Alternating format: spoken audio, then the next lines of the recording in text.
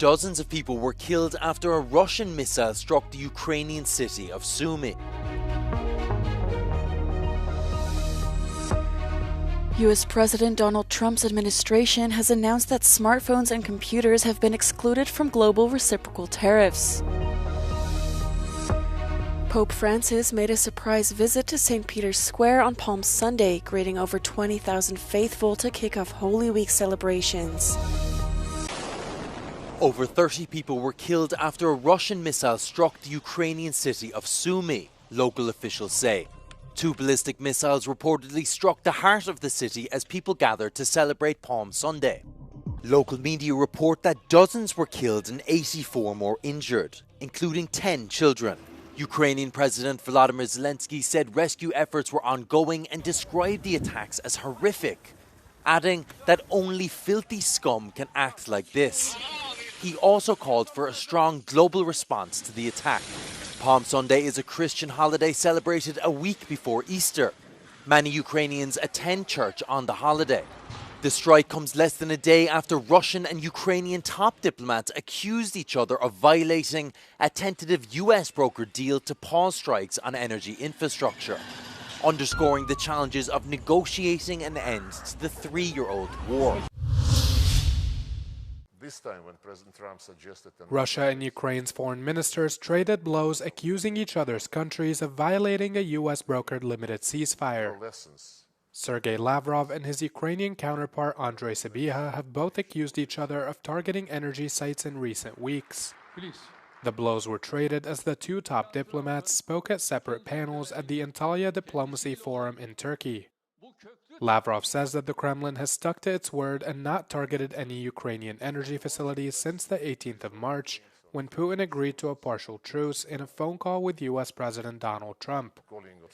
He added that Ukraine have attacked Russian energy infrastructure almost daily, noting that Moscow had compiled a list of targeted sites and shared it with the U.S., the UN, and Turkey. Sybiha contested Lavrov's claims and accused Moscow of not being serious about peace. The Ukrainian top diplomat said that in the past few weeks, Russia had launched almost 70 missiles, over 2,000 drones, and 6,000 guided bombs targeting mostly civilian areas. Tens of thousands of conservative Poles traveled from all over the country to participate in a rally in Warsaw. The rally was held to commemorate the millennium anniversary of the coronation of the country's first king. They danced the Polonaise in historic costumes, sang the national anthem, and chanted slogans in support of a conservative candidate running in next month's presidential election. The march was supported by the Law and Justice Party, whose candidate Karol Nawrocki is up against liberal candidate Warsaw Mayor Rafał Trzaskowski. Organizers say 100,000 people participated in the rally, while City Hall, run by Trzaskowski, places attendance at 20,000. The rally comes as the Law and Justice Party look to drum up support for Nawrocki, who's been trailing behind in the polls. Frontrunner Trzaskowski has led the polls so far, projected to win around 30% of the vote, while Nawrocki is at just over 20%. The presidential election is set to take place on the 18th of May. If no candidate surpasses the required 50% threshold, a runoff is scheduled a fortnight later between the top 2 candidates. Pope Francis made a surprise visit to St. Peter's Square on Palm Sunday, greeting over 20,000 faithful to kick off Holy Week celebrations. Many reached out to touch the Pope's hand or garments as he was brought in a wheelchair down a ramp to the main altar, where he issued a brief greeting.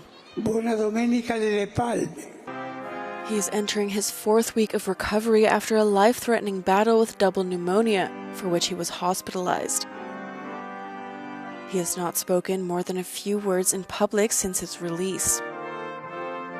Clearly eager to show he is feeling better, Pope Francis already made a surprise visit to St. Peter's last Sunday, as well as to the Santa Maria Maggiore Basilica in Rome on Saturday.